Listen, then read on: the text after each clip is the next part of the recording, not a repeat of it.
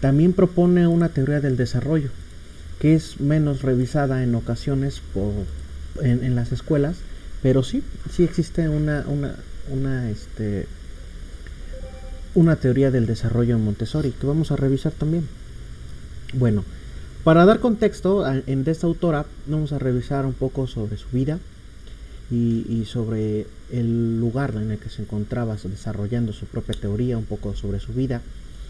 También existe incluso una película que les voy a recomendar, creo que la tengo anotada al final de la presentación, una película sobre su vida y que es bastante fiel, ¿no? Siempre todos los directores agregan bastante de su cosecha a la hora de presentar la película.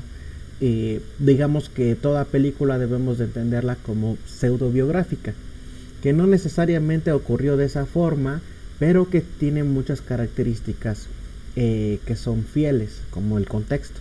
Entonces la época la representan bastante bien y es importante para entender su vida porque permitió el desarrollo de su propuesta teórica.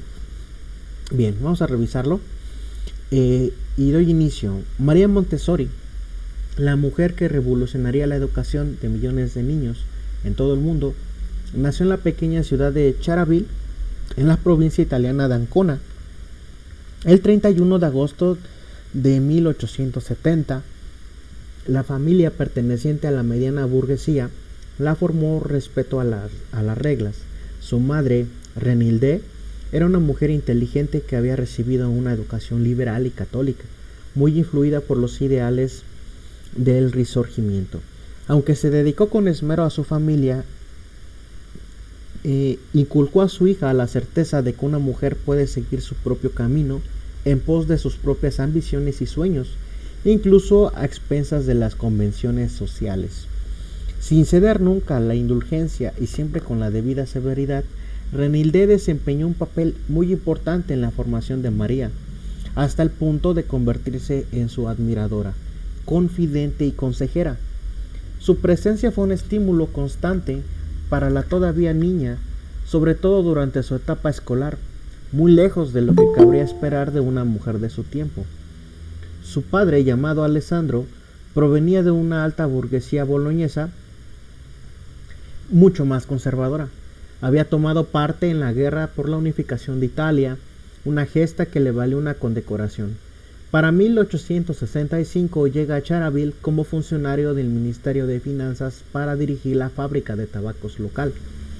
Sus ideas, su carácter adusto y su severa formación militar le impidieron comprender que su hija desease estudiar matemáticas y después matricularse en la Facultad de Medicina. De acuerdo con los valores de la época, Alessandro creía que una mujer debía ser ante todo esposa y madre, y que en el caso de que desease proseguir con su formación, sería mejor que se decantase por el magisterio, pues el oficio de maestra era en cierto modo una proyección natural del instinto maternal, aunque no consideraba conveniente que cursarse la carrera de medicina, y menos en una facultad repleta de hombres. Siguió siempre con interés los avances de su hija, hasta el punto de compilar y conservar escrupulosamente cuantos artículos y noticias apareciesen sobre ella en la prensa italiana o extranjera, tal como le demostró al regalarle un álbum con todos aquellos documentos con motivo de su 30 cumpleaños. En 1897, a la edad de 27 años, María inició una relación con Giuseppe Ferruccio Montesano, un colega en la clínica psiquiátrica de la Universidad de Roma, que llevó en secreto. Ambos decidieron ocultar una relación y evitar el matrimonio para proseguir con sus respectivas carreras profesionales. Este tipo de narrativas aparecen igualmente en la película que les voy a recomendar. De acuerdo con las costumbres de aquel tiempo, las mujeres italianas solían dejar sus trabajos tan pronto se casasen para dedicarse por completo a la vida doméstica y al cuidado de la familia. De haber pasado por el altar, la doctora Montessori se habría convertido en la señora Montesano. Ambos enamorados se prometieron que nunca se entregarían a ninguna otra persona y que en el caso de que uno de los dos se viese obligado a desposarse, lo haría con el otro. En aquella decisión también pesó mucho la desconfianza de ambas familias. No en vano, Renilde, la madre de María, se opuso a cualquier relación que supusiese un riesgo para el futuro profesional de su hija. Sin embargo, María no tardó en quedar encinta y, si bien era consciente del oprobio que suscitaba una madre soltera, así como de los prejuicios académicos, se opuso con firmeza a toda unión para evitar que se echasen a perder tantos años de investigación. Cuando el 31 de marzo de 1898 dio a luz a Mario, tomó la dramática decisión de confiarlo a una ama de cría para que lo cuidase en compañía de una familia de labradores. No deja de ser irónico que la mujer que se empeñaría con tanto denuedo en la protección y la educación de los niños en todo el mundo se convirtiese en una figura lejana para su hijo. Durante muchos años vio al pequeño con frecuencia, aunque siempre en secreto, y Mario durante su niñez ignoró que aquella mujer era su madre. En 1901 Montesano rompió su promesa y se casó con otra mujer. María sufrió un grave disgusto e intentó superarlo sumergiéndose en el trabajo y dedicándose a sus pacientes psiquiátricos, con una energía a todas luces insólita. Sin embargo, en 1912 otro trágico acontecimiento trastornó su vida. La muerte de su madre, Renilde, supuso una pérdida muy grave, y por si fuera poco, María debió ocultar su angustia en público. Si bien permaneció 3 días sin tomar bocado, y pasó más de 20 días llorando cada vez que la recordaba. Aquel dolor, con todo, le confirió el ánimo necesario para reunirse con su hijo, contarle la verdad y poner fin a aquella separación. A partir de entonces, María Montessori debió asumir un doble papel ante la sociedad italiana: convertirse en una pensadora de gran prestigio y a la vez cargar con la vergüenza de ser madre soltera. Durante sus años de estudio, en 1875, cuando María contaba 5 años, Montessori decidió trasladar a su joven familia a Roma, de Alejandro Montessori, me refiero a su padre. Al siguiente año matriculó a su hija en la escuela pública de educación primaria que había en la Vía San Nicolás de Tolentino, donde la pequeña mostró desde el principio un gran interés por las matemáticas. María, con el apoyo de su madre, mostró su deseo, al terminar sus estudios en 1883, de inscribirse en la Regia Scuola Tecnica Michelangelo, donde se graduó con matrícula de honor. En 1886 y 1890, aún con su padre en contra, prosiguió su formación en el Regio Instituto Técnico Leonardo da Vinci, en el que destacó por su talento para la química, las matemáticas, y se especializó en estas últimas dos disciplinas. Sin embargo, el mundo académico no se mostró demasiado amable con la joven. De hecho, Roma la trató con hostilidad y no favoreció su deseo de aprender. Por aquel entonces se creía que las niñas debían limitarse a las tareas del hogar con el fin de convertirse en buenas esposas y madres. Con todo, a diferencia de sus compañeros, María supo muy bien que el hecho de ser mujer no la obligaba a pasar el resto de su vida como una ama de casa, y comenzó a diseñar diversos planes de futuro. Decidida, segura y ávida de conocimientos, luchó para continuar estudiando, algo reservado para los hombres, y decidió matricularse en la Facultad de Medicina a pesar de la vigorosa oposición de su padre, Alessandro. Las dificultades no tardaron en llegar, tanto burocráticas como sociales. María apeló en Guido Baccelli, director de la clínica de la Universidad de Roma, pero este se negó a permitirse inscribirse. En 1890, para evitar mayores complicaciones, Montessori se matriculó en la Facultad de Ciencias Matemáticas, Físicas y Naturales de la Universidad La Sapienza, en Roma. Tras 2 años brillantes, además del título obtenido con las máximas calificaciones, superó sendos exámenes en italiano y latín. Con tal bagaje, la joven reclamó, y esta vez de manera muy enérgica, su derecho a matricularse en la Facultad de Medicina. Incluso llegó a apelar al Papa León XIII. En aquella ocasión aceptó su solicitud y en 1893 se convirtió en la primera mujer de la capital que pudo estudiar en aquella institución. Sin duda se trataba de un paso gigantesco, no exento de escándalo para una mujer de su tiempo. La universidad era un espacio casi exclusivamente masculino. En Europa muy pocas mujeres lograron acceder a sus aulas y en su mayor parte optaban por las humanidades, la historia o los idiomas con la intención de dedicarse al magisterio. El estudio de la medicina con el propósito de ejercerla no solo se consideraba inapropiado para una mujer, sino también indecoroso. Montessori se encontraba con un ambiente hostil.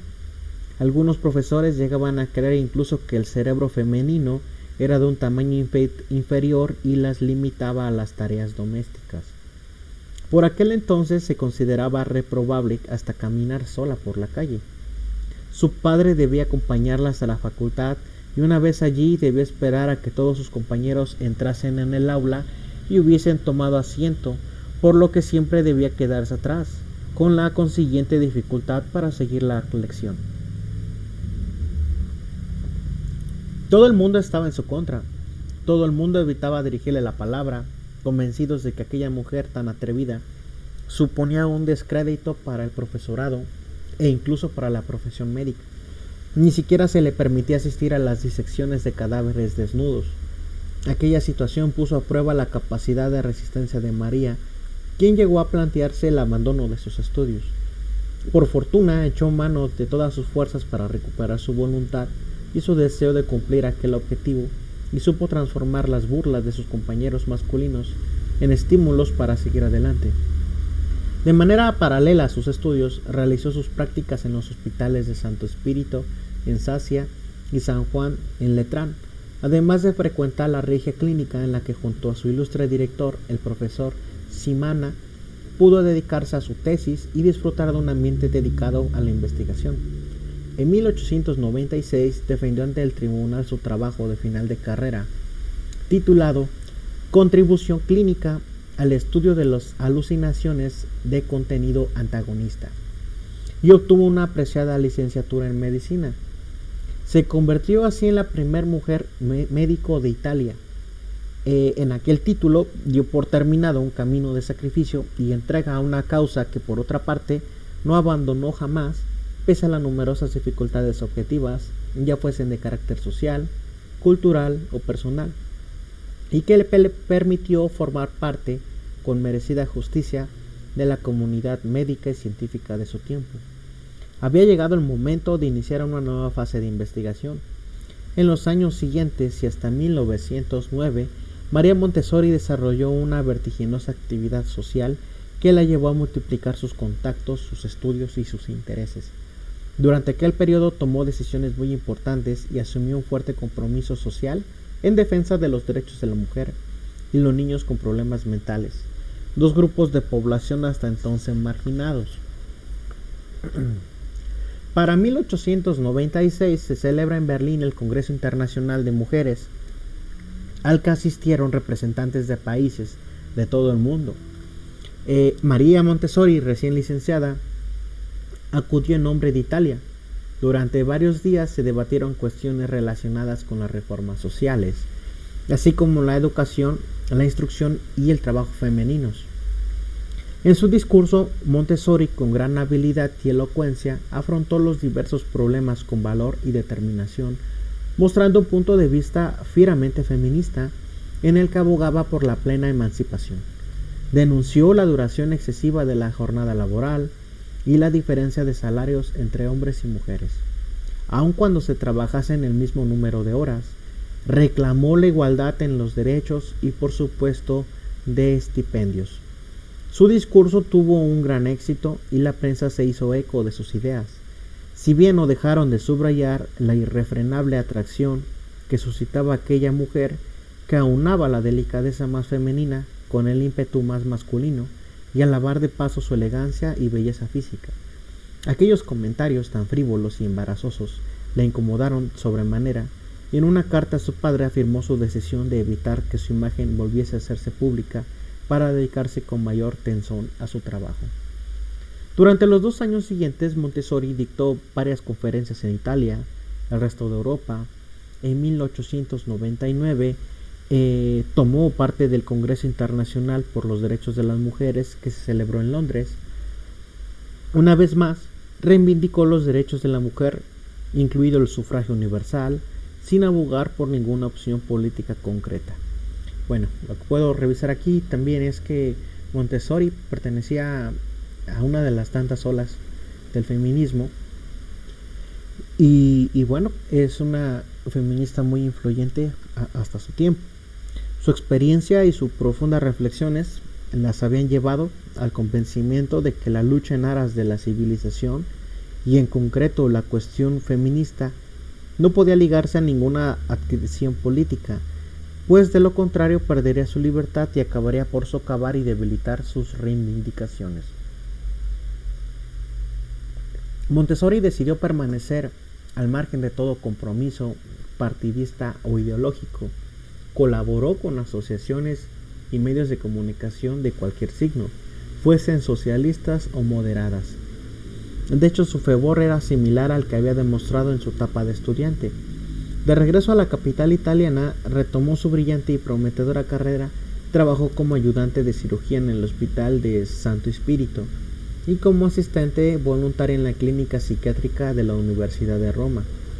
Junto con Giuseppe Montesano y Sante de Sanctis, comenzó a interesarse por las técnicas de recuperación de niños, entre comillas, deficientes o neurasténicos, que se hallaban internados en condiciones precarias y sin apenas estímulos.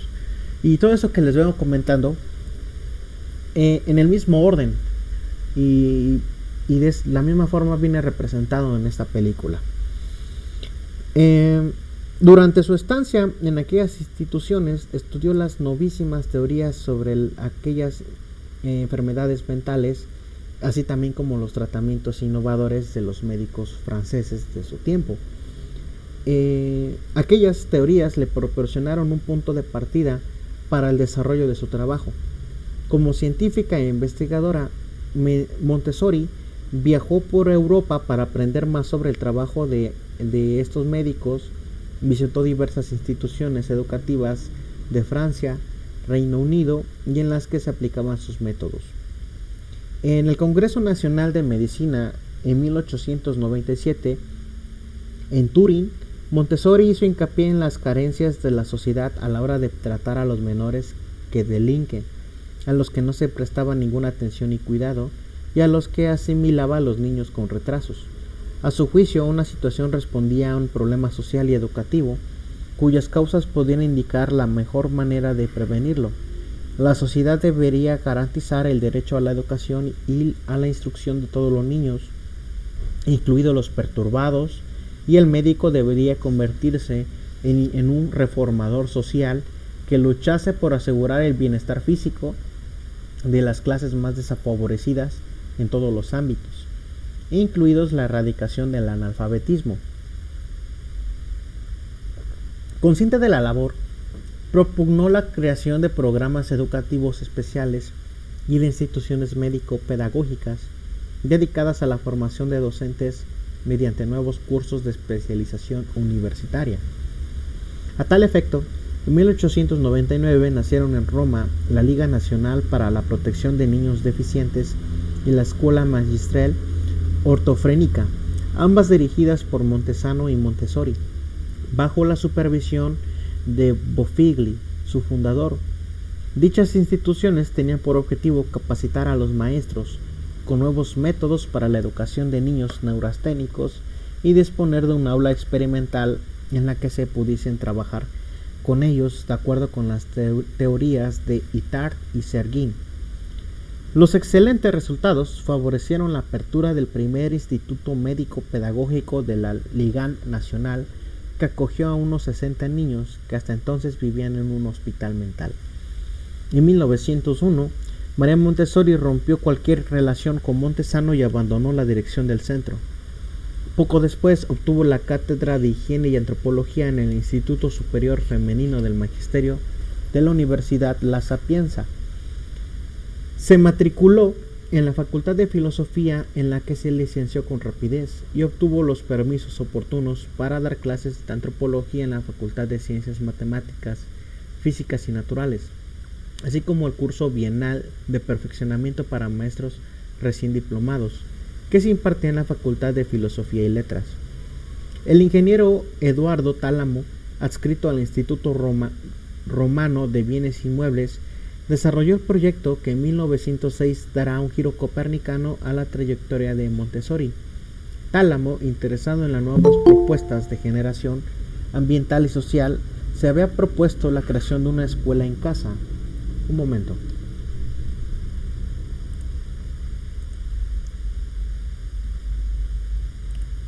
Buenas tardes a todos, bienvenidos.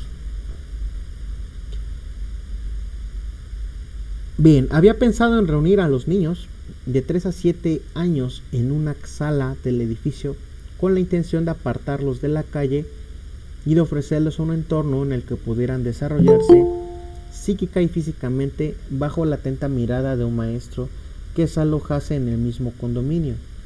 Montessori aceptó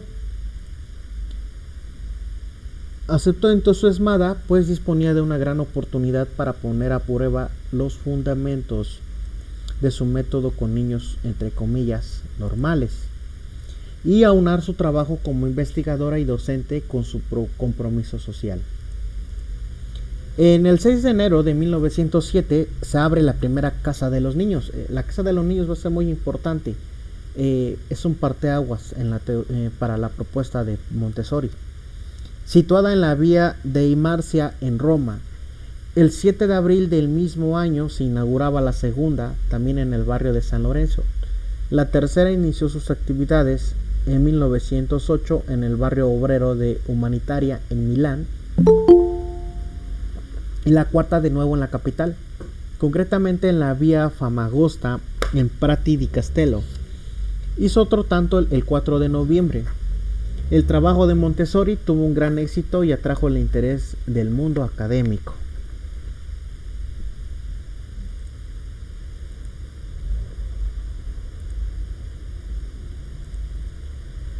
Bien, en 1909 publica El método de la pedagogía científica aplicada a la educación de la infancia, y este es el nombre de su propuesta de Montessori, la pedagogía científica.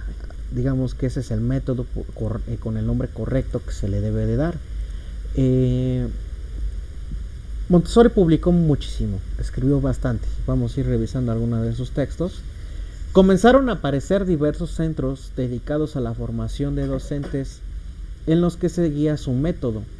Gracias a la traducción inglesa aparecida en 1912, se inició la difusión de su pensamiento por todo el mundo. La fama de María Montessori se extendió por todos los continentes y sus teorías se aplicaban en diversos países. En 1913 visitó en compañía de su hijo Mario Estados Unidos, donde asistió a la fundación de la American Montessori Society, nacida gracias al impulso de la hija del presidente Woodrow Wilson. Hay muchos institutos que se dicen montessorianos y que se han apegado tanto a su práctica pedagógica que se han convertido en centros, si ustedes buscan, se convierten en centros de capacitación, a veces se convierten en centros certificadores del método Montessori, ¿no? Incluso hay certificaciones como guías Montessori, que hay muchos institutos que los ofertan. Esto es así porque cambia el enfoque que vamos a ir revisando y el rol que tiene el docente o el guía en este tipo de escuela. Bien, viajera e incansable, recibió los elogios y el reconocimiento de personalidades tan importantes y dispares como Thomas Edison, Bertrand Russell y hasta Sigmund Freud. Impartió numerosos cursos de formación y siguió muy de cerca el nacimiento de nuevas casas en España, Países Bajos e incluso en Australia. También igualmente Montessori tiene algunas características en su teoría que tienen que ver con el psicoanálisis. Hubo un momento en el que incluso se le invitó a colaborar con algunos autores de psicoanálisis. Queda implícito algunas de las teorías del psicoanálisis, no muy claras a veces con ese nombre categórico, pero sí se encuentra el inconsciente también. Cuando revisemos ahorita algunos de esos conceptos va a quedar un poco más claro la influencia que tuvo el psicoanálisis. En 1915 y 1917 se traslada a Barcelona en compañía de su hijo, quien a sus 19 años se recuperaba de un matrimonio que apenas había durado unos meses. Bien.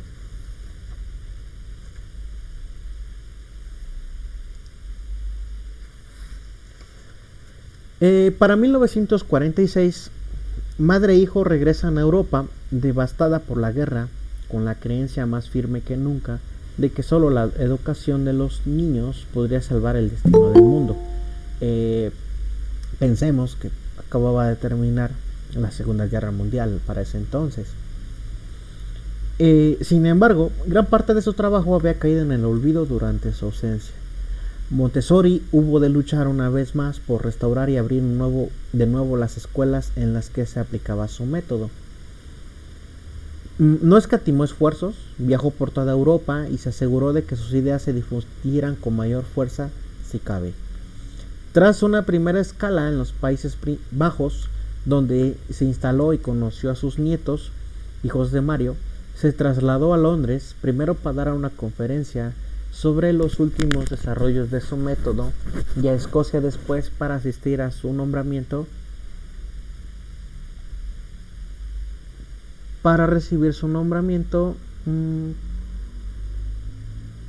como socia de honor de la Educational Institute de Scotland en Edimburgo. Posteriormente viajó a Nueva York para recibir la medalla de oro de la Exposición Internacional Femenina. Regresó a Italia revestida de una gran solemnidad el 3 de mayo de 1947. Los representantes de la Asamblea Constituyente la recibieron en el Parlamento. El gobierno le invitó a recuperar la ópera Montessori, así como las escuelas que llevaban su nombre. Para 1949 se le condecoró con la Legión de Honor en la Universidad de la Sorbona, París, y se le propuso como candidata al Premio Nobel de la Paz.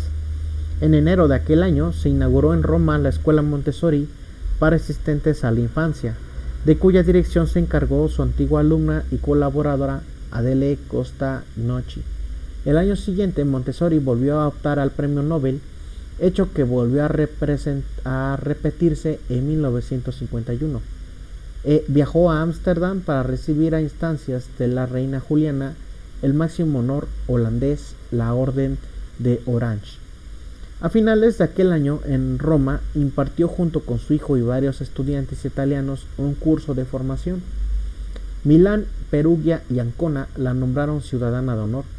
El 6 de mayo de 1952, tras una vida excepcional de lucha y logros científicos y sociales, Montessori moría en la ciudad neerlandesa de Norwich-aan-Zee. Había sufrido un derrame cerebral mientras preparaba un viaje con Mario a Ghana, un país que se empeñaba en visitar pese a su delicado estado de salud, pues había aceptado el encargo de organizar un sistema educativo de acuerdo con sus últimas voluntades. Se le enterró en la localidad donde murió. La lápida de su tumba, que allí sigue, dice: ruego a mis queridos niños que hagan todo lo posible para que se unan a mí en la construcción de la paz en el mundo y entre los hombres.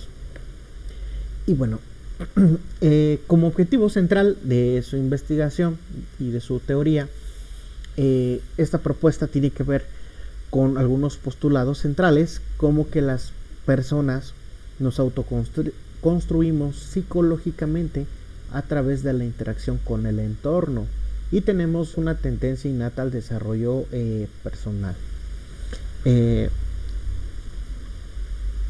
Bueno, vamos a ir viendo algunos de esos otros puntos que son importantes, pero reconoce y da un cambio diferente de la forma de percibir al estudiante como un ser que puede llegar a ser autónomo si se le predispone. Bien, denme un minuto, por favor. Voy a responder una llamada que parece urgente y ahorita continúo en un minuto.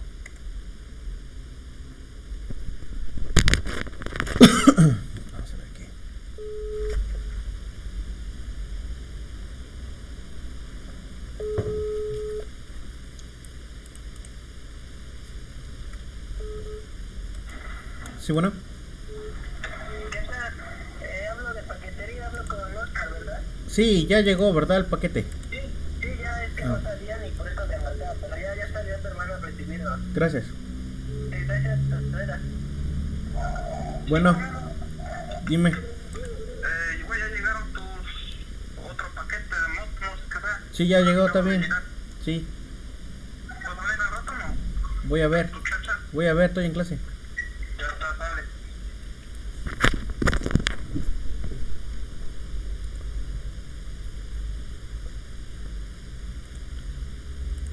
Bueno, una disculpa. La casa de los niños surge con la necesidad, queda muy bien visto en la película. Es un momento en la vida de Montessori que se da cuenta de que estos niños están siendo pues relegados a la sociedad, que nadie está interviniendo con ellos. Son niños que sufren trastornos mentales, que tienen deficiencias mentales y pues la percepción que se tiene en esa época es que los niños pues no van a llegar a ser autosuficientes y que siempre van a depender de los mayores para sobrevivir, que no pueden tener un empleo, no pueden autosustentarse. Por lo tanto, pues se recluye en la clínica esperando que pues llegue al final de sus días, en el mejor de los casos de los niños. Ella llega a la cuenta de que pueden lograr una vida independiente si se les impulsa. Para entrar a la escuela, a la preparatoria, en ese entonces tenían que los niños en secundaria pasar un examen. En este caso, entre comillas, los niños normales. Entonces, ella prepara a los niños con deficiencias mentales con su método Montessori, con sus propias estrategias. Y ella incluso hasta hace una apuesta con sus oponentes, los hombres que le decían que pues que se diera por vencida, que eran niños que siempre iban a depender de otros. Por sorpresa de todos, hasta incluso de ella misma, aplicando sus propias estrategias pedagógicas, logró que los niños con deficiencias mentales se pudieran colocar dentro de la escuela preparatoria y que incluso tuvieran mejores resultados en el examen que los niños normales. Entonces pues fue un gran logro para ese entonces, lo sigue siendo. Y la propuesta avanza, que propone que si los niños con deficiencias mentales pudieron superar con su método a los niños normales, por decirlo de alguna forma, entonces si a los niños normales se les impulsa aún más con su propio método, pues podrían autosuperarse, tendrían mucho mejores resultados. Bueno, la casa de los niños habla de una pedagogía ambientista, un entorno que es a medida de los más pequeños. Nos dice que si los niños no llegan a lograr su independencia a corta edad, no es porque no lo deseen así. Lo que pasa es que los niños viven en un mundo creado para adultos. Las características de las casas de los niños que después he reproducido para las escuelas Montessori es que las estancias son claras y luminosas, con pequeñas ventanas y cortinas agradables. Aquí lo podemos ver en la diapositiva anterior, como si fuera un aula en miniatura, ¿no? Todo es a la altura de los niños, es una escuela para los niños. No es un niño que va a adaptarse a la escuela, sino que la escuela se adapta al niño. Es una propuesta diferente. Las imágenes colocadas a poca altura para facilitar su observación. Aquí es algo que a veces se habla bastante comúnmente, la apreciación artística. Y es imposible que las personas, los niños, alcancen la apreciación artística cuando no tienen obras de arte en su propio ambiente. Entonces las obras de arte son importantes dentro de estas aulas y no deben de estar a una altura alta, sino a una altura para que la persona pueda apreciar aquella obra. Los bancos y las sillas pueden separarse, se pueden manipular, no son lugares fijos, deben de ser materiales ligeros, materiales que puedan, no romperse tan fácilmente. no hay como tal butacas, ¿no? Son bancos y sillas. Los ambientes deben de ser agradables, implicados a la actividad, son lugares abiertos, tiene como características de que no es como un aula separada por divisiones, sino que son por zonas, ¿no? Pero estas zonas simplemente son espaciales, no hay una separación entre un mueble y el otro. Los objetos que pueden tomarse, manipularse e incluso romperse. Es decir, todo lo dispuesto ahí está para desarmarse incluso. Porque le requieren entender los niños el funcionamiento de esos objetos. Que son parte de las características del material didáctico que ahorita vamos a ver. Esto para que el pequeño tome conciencia de la fragilidad. Daba un ejemplo incluso en el que estamos más comúnmente acostumbrados a que cuando le damos un vaso de agua al niño, este vaso de agua, la mayoría de las veces el material que se les proporciona es de plástico, cuando los materiales con el que se trabaje a veces son cristal o vidrio, ¿no? En las escuelas de Montessori. Esto pasa así para que el estudiante tome conciencia de esta fragilidad de los objetos, que si bien son frágiles, se pueden romper, entonces la manipulación de estos objetos debe de ser más fina, más cautelosa. Y todo lo contrario, ¿no? Pues si le damos con uno de plástico, seguramente se seguirá cayendo el vaso. Lavabo accesible, donde se pueden colocar jabón, cepillos de dientes y toallas. El que se hace cargo de su propio higiene, también del aula y de sí mismo, es el pequeño, que va a ser guiado o va a llevar un andamiaje por su guía Montessori y por sus mismos compañeros con un poco más expertos en ciertas tareas que le ayudan al más pequeño. Vamos a ver cómo la influencia de las edades es importante, porque hay edades en las que están combinadas estas aulas, no nada más se refiere a lo que estamos acostumbrados, a aulas divididas por grupos de la edad de 6, de 7 o 11. Aquí conviven varias edades. Entonces la zona de desarrollo próximo, como lo estuvimos viendo con otros autores, aparece.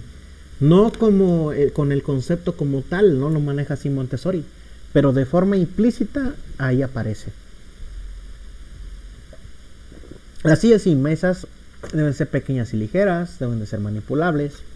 Alfombras y cojines grandes para los juegos.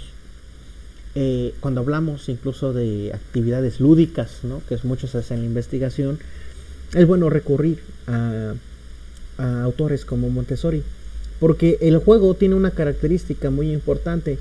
El juego es tautológico. Cuando digo tautológico me refiero a que el juego es un fin en sí mismo. Cuando nosotros proponemos una actividad para los estudiantes, esa actividad no es un medio para alcanzar un fin, un aprendizaje. Pero el juego, los niños no juegan por aprender, no de forma consciente, sino de forma inconsciente. El juego lo llevan a cabo por simple hecho de placer. O sea, uno juega por jugar, no juega con otro fin de lograr algo, ¿no? Como alcanzar un aprendizaje. El aprendizaje se da durante ese proceso del juego. Entonces hay que entender esa lógica del juego para proponer las actividades lúdicas. El juego como una actividad tautológica. Dentro de la casa de los niños también vemos muebles y objetos ligeros, transportables, lavables, da igual si hacen ruido, con los que realizar pequeñas actividades y adquirir conciencia de movimiento. Las superficies deben de ser claras, lavables y adquirir una conciencia responsable de la higiene. Esto es así. Ella misma decía que tratar de mantener o de manejar la conducta de los pequeños es como tratar de detener un tornado con las manos, y tiene razón, está en su naturaleza ser así. Entonces, más allá de tratar de cambiar esa naturaleza, que no lo vamos a lograr, es adaptarnos a esa naturaleza de cambio y de manipulación constante. Por eso los materiales tienen que ser de esta forma, ¿no? Son espacios amplios, con puertas, pocas divisiones o incluso no existen divisiones en ocasiones. Armarios bajos, muebles pequeños, de formas y dimensiones variadas. Un número adecuado de objetos, demasiados confunden y pocos, no demasiados, porque unos confunden y también llegan a desorientar. Y además de que como son materiales para muchos, tiene que ver suficientes para la manipulación de todos. Y estos espacios permiten una gran libertad de movimientos. También se habla de la pedagogía de Montessori como pedagogía de la libertad, pero da sus propias apuntes acerca de qué es una pedagogía de la libertad. Pedagogía de la libertad no debe de ser entendida como que los niños puedan hacer lo que les venga en gana, sino se refiere a esta libertad que tienen de desarrollo, de buscar su propia autonomía, pero esta libertad también está dentro de mantener la seguridad de los niños, de los estudiantes. O sea, tampoco se trata de que quieran hacer nada. Existen reglas dentro de este método. Bien, creo que queda más claro en esta imagen lo que quería decir con lo de la apreciación artística. Vemos algunas obras de arte en los cuadros, algo que no podríamos tal vez estar esperando en una escuela tradicional, ¿no? No llegamos a ver esto. Vemos otro tipo de arreglos. La ventana está a su altura, los materiales, hay bastante higiene, se mantiene muy ordenado. A veces que parece que el guía Montessori desaparece, ¿no? La interacción entre él no es una tarea coercitiva mandada. Es un entorno preparado. Se procura que sea adaptado a las necesidades de los alumnos en función a su edad. Toma en cuenta por eso el desarrollo, las teorías del desarrollo. Ahorita lo vamos a ver adelante. Debe de propiciar el movimiento, la realización de actividades, estar limpio, ordenado. Debe de ser estéticamente atractivo, porque es parte de su filosofía. Recordemos, como veíamos un poco de su biografía, Montessori es filósofa. Y la filosofía de Montessori no se apega nada más a los niños pequeños. Es una filosofía de vida. Y hay distintas técnicas de aprendizaje a distintas edades. Incluso para la edad adulta también existen estrategias de aprendizaje para este sector. Debe de estar limpio, estéticamente atractivo, contar con elementos naturales como plantas dentro y fuera del aula. Tiene la propuesta de que, si bien es ambientista, de que el entorno influencia psicológicamente a las personas. Y esto es así. ¿A quién le gusta trabajar con un lugar sucio, desordenado? Debe de existir una predisposición al trabajo. Las aulas para grupos de edad. Un aspecto relevante es el hecho de que se recomienda que estas aulas, acá pasa algo muy paradójico. Nos dicen a todos nosotros, el aula tiene que son grupos reducidos para que el profesor tenga un buen control del alumnado, ¿no? Y yo lo he visto, trabajado en los estancias infantiles, y te dan hasta un parámetro, ¿no? De tantos estudiantes por cuidadora. O sea, no puedes exceder ese número de niños por seguridad o por la atención de estos pequeños. Igual me quedan, creo que 10 minutos. Igualmente mando el link si termina Bien. Y pasa algo paradójico aquí con Montessori. Es todo lo contrario. Se debe de optar por un número elevado de alumnos con edades diferentes, y bueno, que se dividen por grupos de edad de acuerdo a las especificidades del desarrollo de cada periodo, y porque sí existen las materias dentro de Montessori. Porque para que cualquier digamos plan de estudios sea válido, tiene que ser aprobado por la máxima Secretaría de Educación Pública, que es la SEP. O sea, no hay mayor aprobación que eso. Ya existen desde luego otras certificaciones, pero ya son de otro carácter. Por lo menos en el territorio nacional, toda escuela que tenga validez, REBOE, pues tiene que estar apegado a esta secretaría, ¿no? Entonces sí existen materias muy específicas como puede ser ciencias naturales, como puede ser cívica y ética, matemáticas, español, simplemente que se adaptan las estrategias a este tipo de metodología.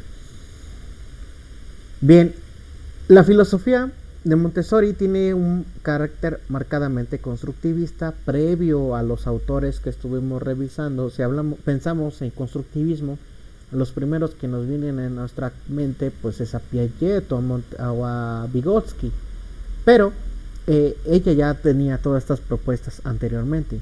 Las personas aprendemos mejor mediante el contacto directo. Cuando hablamos de un aprendizaje por experiencia, tenemos que ubicar a Montessori, porque a partir de la interacción directa con el objeto, no solamente de forma teórica, es como mejor aprendemos para propiciar el aprendizaje significativo. Y eso es lo que les decía. No obstante, hay determinadas materias que a partir de los 6 años requieren clases magistrales puntuales, es decir, clases de español, clases de matemáticas, lo que conocemos. Ahora, es complejo también la pedagogía de Montessori y por eso traigo a colación algunos conceptos centrales que más destacan. Hay muchísimos más, pero creo que con esos se puede uno bastar para tener un primer acercamiento. El ambiente. El ser humano se ve influenciado por su entorno e intenta adaptarlo a sus necesidades. Somos un ser que cuando llegamos a un lugar no nos quedamos con ese lugar nada más así como está, sino que lo cambiamos a nuestro propio beneficio. Al lugar donde llegamos a vivir, nuestro hogar, nuestro patio, la escuela, incluso tratamos a veces de cambiar a las personas que nos rodean. Entonces el ambiente influye poderosamente en nosotros, pero nosotros también tratamos de adaptarlo. Bien, otro concepto es la mente de nebulosa. Ese es el término correcto en su teoría, pero regularmente le conocemos también como mente de esponja o aprendizaje de esponja. Esto es lo que de aquí surge el aprender, que los niños aprenden como estas esponjitas que están absorbiendo todo el tiempo. De ella surge. A veces lo conocemos más coloquialmente y no sabemos de dónde surge, pero es aquí. Nos dice que la energía creativa que impulsa a los niños a absorber todo cuanto se le proporciona el ambiente son distintas potencialidades que cuando se estimula se desarrollan de acuerdo a la edad. Esto queda muy claro porque es de un aprendizaje inconsciente. Sabemos que antes de los 6 años hay una mayor facilidad para que los niños puedan aprender incluso un segundo o un tercer idioma. Hay un aprendizaje inconsciente. Aquí aparece un poco la cuestión del psicoanálisis, pero no de forma sino un poco más implícita. La concentración es muy importante porque el niño en este momento se abstrae a sí mismo.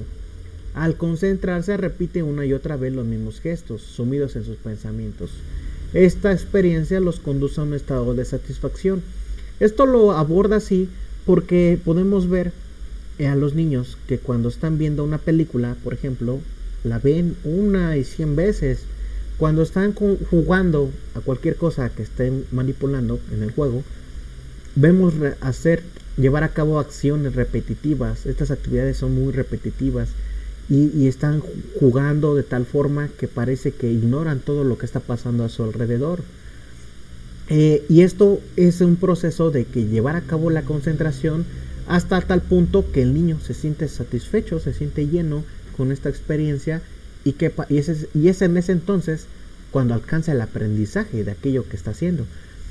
Por eso los tiempos con ella no son marcados por el niño. El hecho de que se lleve a cabo una actividad, el tiempo para esta actividad es pensado por el tiempo que disponga el niño para hacer esa actividad, no uno. Las reglas. Esto es lo importante de la pedagogía de la libertad, que sí existen reglas. En ocasiones han tratado de criticar pues su pedagogía en este aspecto, ¿no? Pero porque lo han malentendido al decir que pueden hacer lo que quieran y no es así. Las reglas, esta libertad no implica la ausencia de reglas, Estas deben de ser comunicadas con sensibilidad y de manera razonada a través del diálogo, no de actividades coercitivas, y no deben de ser acompañadas de castigos. Deja a un lado el conductismo, ¿no? La libertad, ¿qué significa la libertad para ella? Debe fomentarse una sobriedad y responsabilidad, teniendo presentes siempre necesidades de los niños y adolescentes, ejerciendo una autoridad sin caer en el autoritarismo, promoviendo el respeto por las reglas y los demás sin recurrir a la coerción. Y bueno, uno de sus aspectos más reconocidos son los materiales científicos, que digamos es el nombre correcto que se les da a sus materiales, y que no son más que materiales que promueven el interés, la creatividad, habilidad, conocimiento y dependencia, autoestima y habilidades mentales. Estos materiales son únicos, tienen ciertas características, digamos, no hay que hacer la distinción, no es lo mismo material científico que material didáctico, poco tienen que ver y vamos a ver el porqué. El entorno educativo. Bueno, dentro de este entorno, es un poco repetitivo con lo que ya comenté anteriormente, lo que importante de aquí es que veamos algunas características de los materiales. En primer lugar son un buen ejemplo de, en un principio de estas características de material, son estos como rompecabezas como tal. ¿Qué característica tiene un rompecabezas? Que no necesitas a nadie que te instruya para llevarlo a cabo, sino que se llevan por la forma y la figura para llevar a cabo este rompecabezas. Es decir, pareciera que tienes el instructivo en sí mismo. No vas a poder hacer otro orden en esa actividad si no sigues una lógica de pensamiento. Y aparte de esta primera propuesta, ¿no?, de que el material mismo marca las pautas para llevarse a cabo, y que muchos de estos materiales son propuestos, no son dados como de forma coercitiva, sino que se le proponen para llevarlos a cabo. Bueno, estos materiales científicos, aquí ya podemos ver unos que son más recordados por su pedagogía, como puede ser en el lado izquierdo inferior, la torre rosa, que es muy conocida en la pedagogía Montessori. Es una torre de cuadrados de distintos tamaños que siguen una lógica. No puedes colocar el más pequeño hasta abajo, tienes que ir por un orden, al igual que estos pistones que están a la derecha de distintos tamaños, que si bien el más pequeño cabe en el hoyo más grande, pero no en viceversa, entonces tienen que seguir una lógica. Igual pasa con el tangrama. Inspira estos materiales con estos autores, que es Seguin y Itard, que estos autores utilizaban investigaciones así como los empleados para la psicología experimental para crear objetos que fomentarían el desarrollo de la inteligencia infantil mediante el uso cada vez más refinado y consciente de los sentidos. Al que al principio estos materiales se emplearon con niños con deficiencias mentales, que ese era el propósito, en la casa de los niños. Como les decía, el principal objetivo era para propiciar un mejor desarrollo de esos niños con deficiencias mentales, pero la propuesta después surge también para los niños normales, entre comillas, ¿no? Lo digo así porque no considero que nadie sea normal, ¿no? De este modo, pudo descubrir habilidades hasta entonces desconocidas en niños menores de 6 años, que si eran buenos en algo, podían potencializarse aún más estas características. Estos materiales acompañan a los niños desde las primeras experiencias sensoriales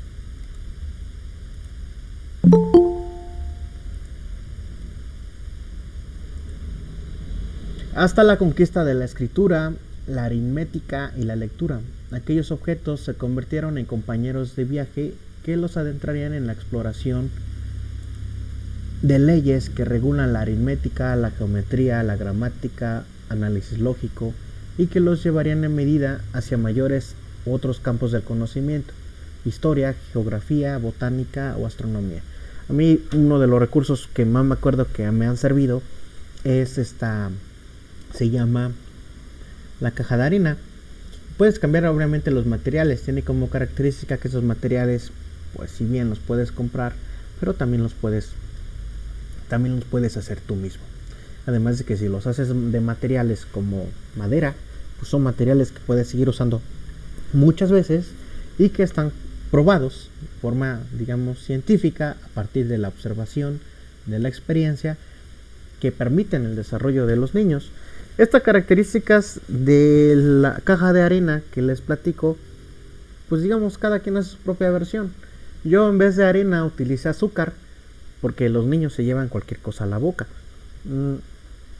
Es una caja de madera en el que colocas azúcar dentro, y hay otros tipos de materiales como lija. Entonces, cuando empezaban mis pequeños a empezar a escribir, a leer y a escribir, porque es un proceso que no se separa, a veces lo quieren separar, y empiezan apenas, obviamente antes, previo a tomar el lápiz, tienen que llevar a cabo esta guiar la forma en un principio de las letras, antes incluso que las sílabas, ¿no?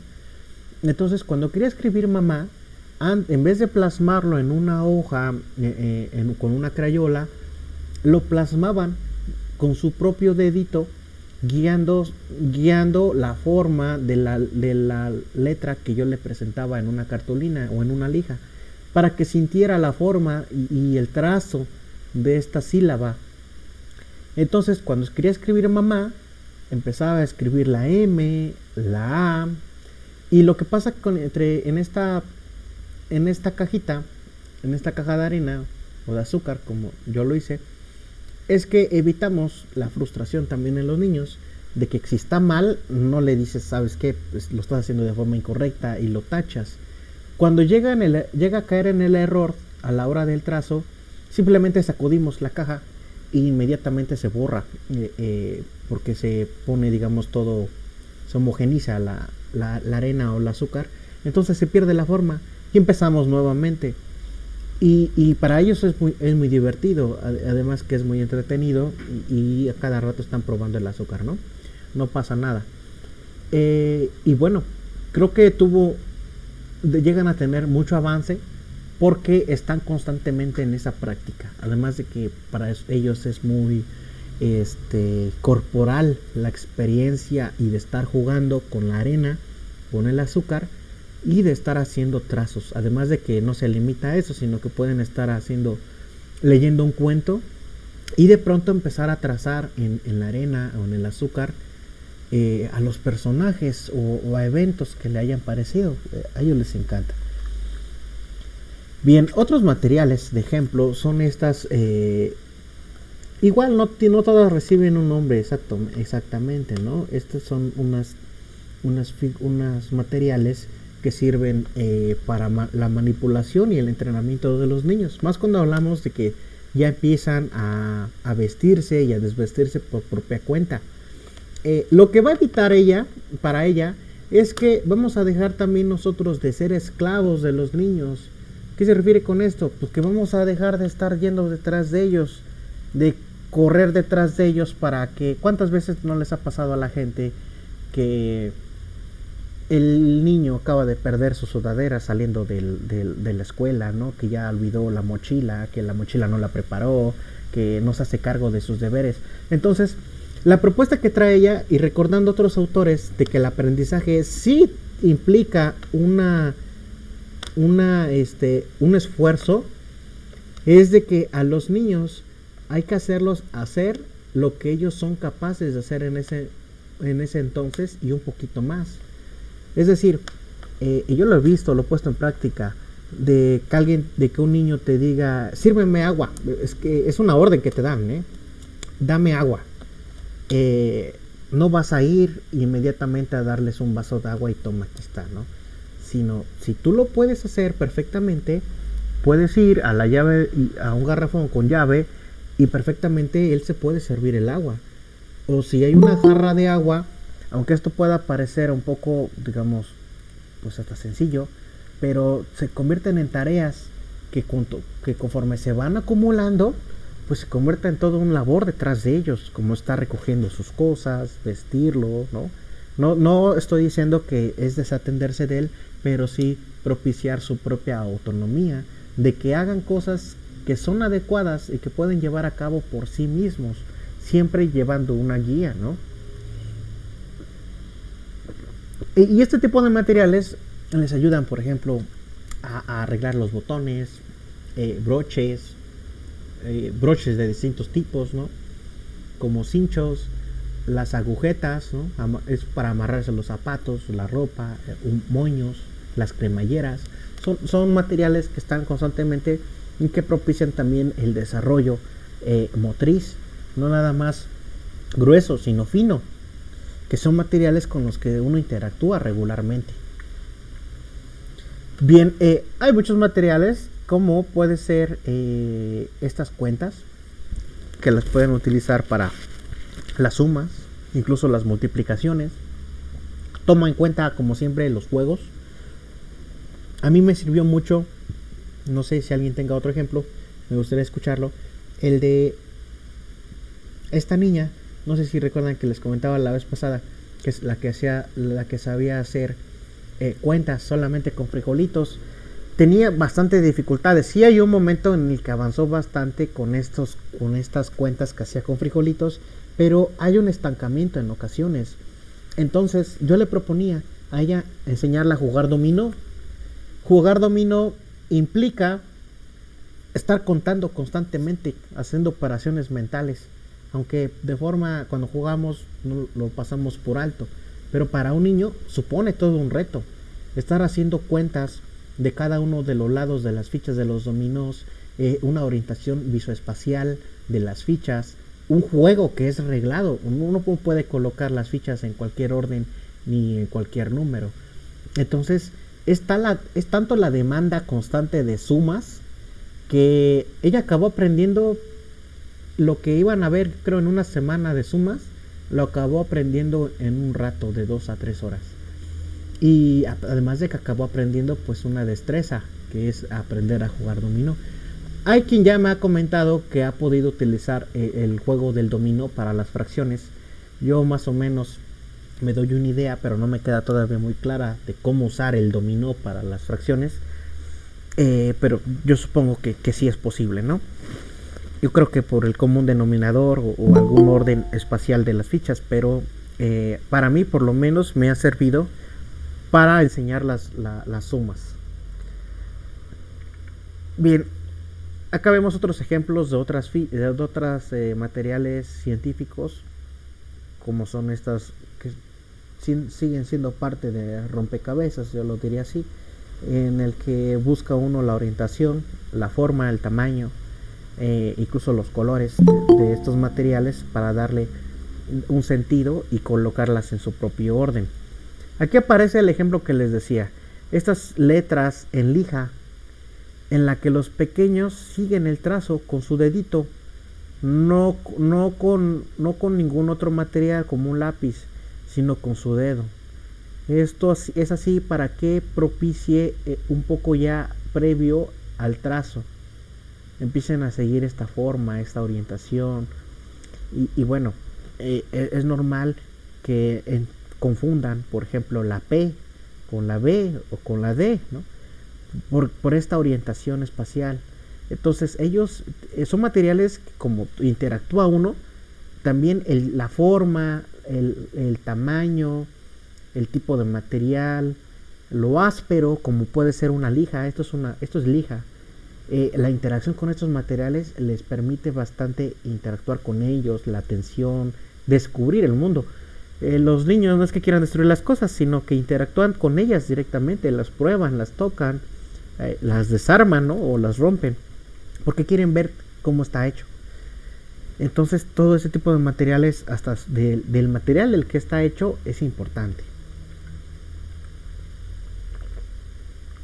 Estos son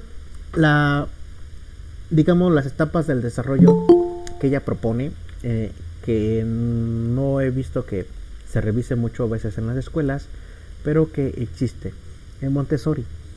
Para ella no son estados, no son etapas, no son estadios como otros autores, recibe su propia categoría, que son planos de desarrollo.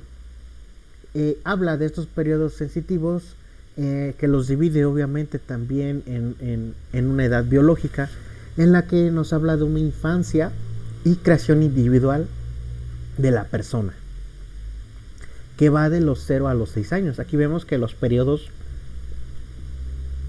a diferencia de otros autores, son mayores, ¿no?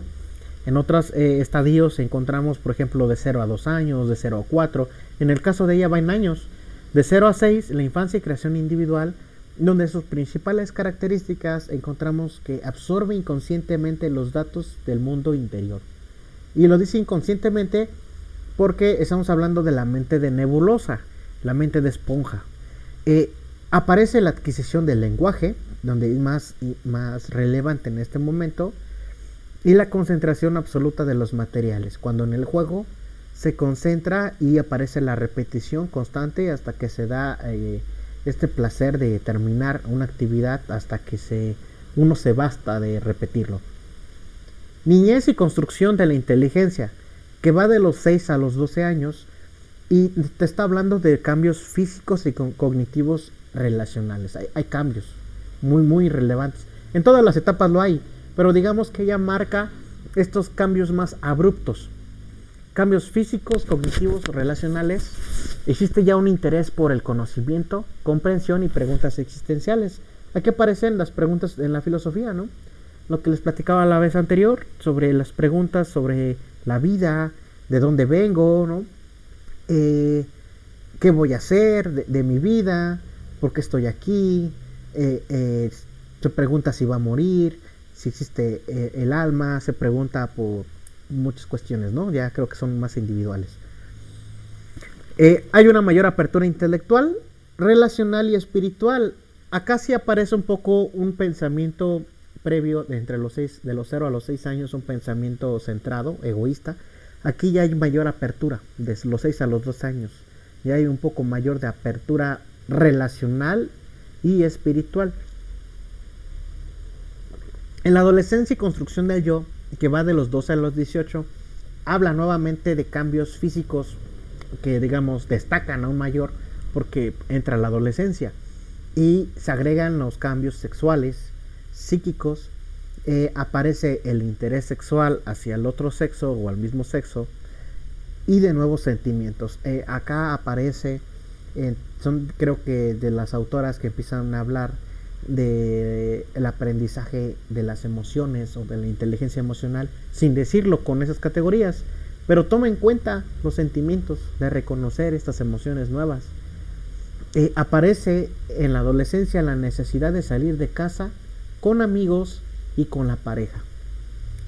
Llegado a la edad adulta, la construcción del yo consciente, digamos ya del yo final, aparece una construcción espiritual de la personalidad, la idea de libre albedrío, de toma de decisiones, y la necesidad de una independencia económica. Lo que he visto en las experiencias de las guías Montessori es que es tanto la implicación que tienen estos guías con la relación que llegan a establecer con sus estudiantes, que incluso se han dado casos que luego estos pequeños, cuando se vuelven mayores, adultos, las siguen frecuentando a estas personas, a estos guías, porque se convierten dentro de su construcción espiritual parte de su personalidad. Entonces se convierten en sus amigos, como digamos que en sus padrinos de alguna forma, ¿no? De vida, porque les transmiten tanto esta cuestión emocional que se convierten muy importantes para ellos. Se convierten, digamos, en unos segundos tutores. Acá veo una distinción entre lo que comúnmente es la educación, como es la educación coercitiva clásica, y un poco más en su tiempo de Montessori, con el cambio que hizo Montessori en su propuesta. Vemos que la concepción del niño difiere.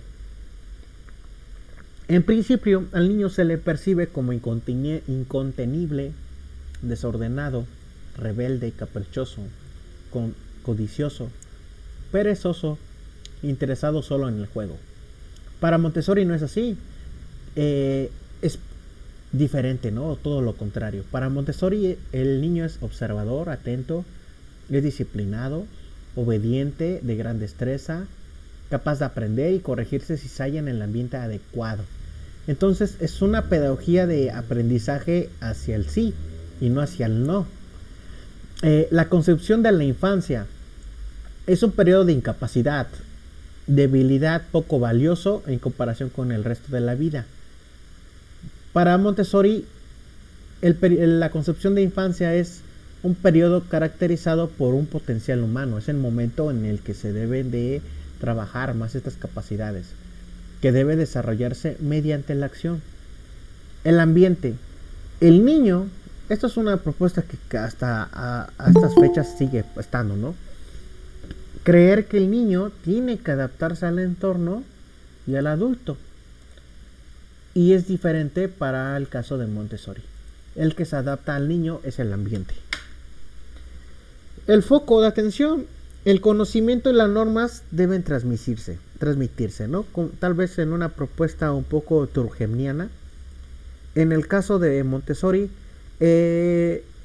las necesidades es el foco principal, sus aspiraciones, sus dificultades, sus potencialidades de cada niño.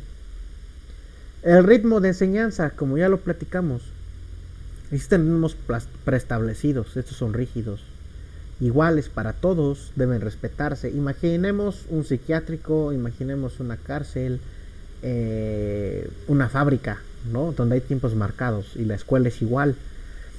Pues en la pedagogía de Montessori es adecuado a las necesidades individuales, lo establece el niño de manera autónoma estos tiempos, de acuerdo a sus exigencias.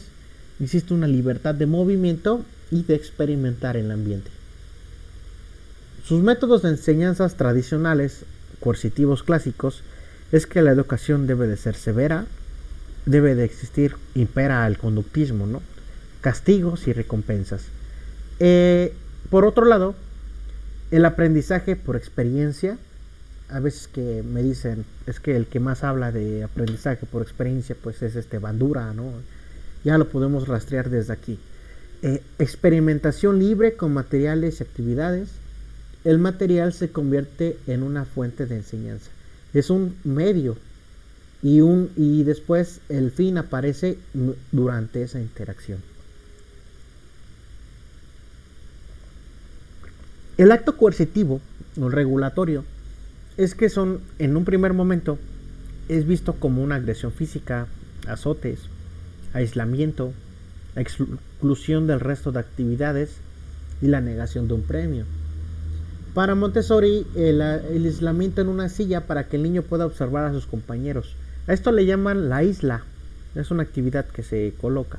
Es, digamos, pues me parece que sigue siendo un acto coercitivo, pero menor. Poco después el niño querrá retomar actividad de una manera más disciplinada. El ejercicio y la experiencia permiten aprender y corregir errores. Esto lo veía muy claro. Hay veces que en la estancia infantiles siempre surge el que no quiere respetar las reglas o el que pega al otro. Entonces se la aislaba a los pequeñitos en una periquera, no solo en un cuarto, ¿no? Sino al lado de los demás niños. Se la aislaba en esta periquera y él pues veía a todos jugar, a interactuar, hasta desayunaba a veces solo, ¿no?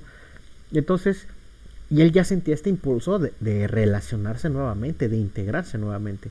Entonces pedía al pequeño que se le regresara a ese ambiente. Entonces se le pide que reflexione. ¿Qué fue lo que hiciste mal? ¿Qué es lo que vas a hacer y qué es lo que no vas a hacer ahora? Que entienda el por qué está ahí. Que no es simplemente porque se le haya dado uno la gana. Entonces, por eso es que dice que las reglas deben de ser transmitidas de forma razonada.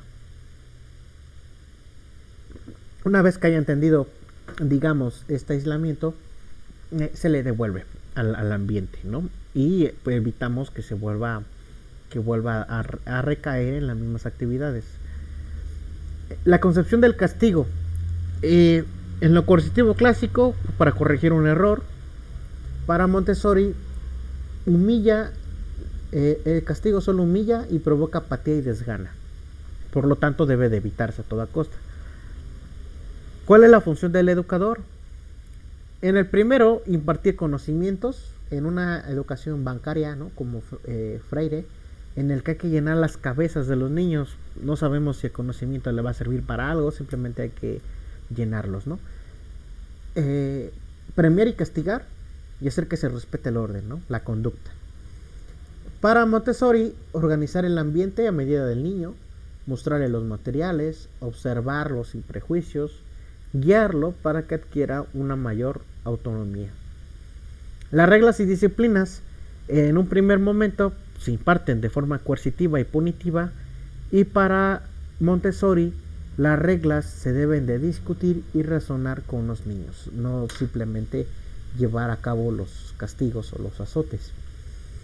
Bueno, además de que pues, están prohibidos, ¿no? Entre las películas y libros que recomiendo es esta película que les vengo platicando ya y no recordaba el nombre hasta ahora. Es María Montessori, una vida dedicada a los niños, así se llama. Sale en el 2007, el director es Gianluca.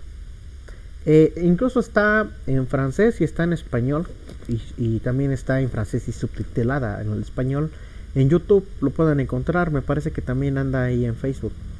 Pueden buscarla con este nombre y les va a aparecer. Es una película larga, dura algo así como 2 horas y cuarto. Yo les propongo que la puedan ver en 2 partes. Se van a enganchar mucho con la película, ya que cuenta muy fielmente su vida y el lugar, ¿no? Muchos momentos representativos de su obra aparecen en la película, por eso me parece una película muy didáctica. Está el texto de El método de la pedagogía científica aplicada a la autoeducación de los niños en la casa de los niños, de Biblioteca Nueva.